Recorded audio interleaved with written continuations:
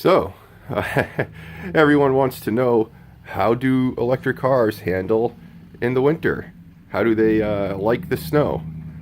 Well, I would think that they would handle it about as well as any other car in this mess we got overnight. This is March 14th. We are having a nor'easter blizzard. It's been snowing since noon yesterday. We are not taking these cars out today. I wouldn't have taken my car out anyways. Back when I had my Ford Focus or Optima or any of my other previous vehicles. Yeah, right. Just to let me walk out here. That is going right up my boot there. That is crazy. Look at how much snow we've got here.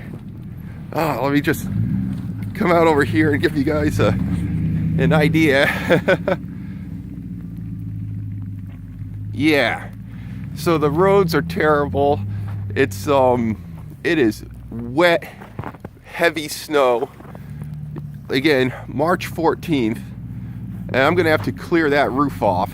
That is a lot of weight on the roof up there. So, yeah, there's no going anywhere today.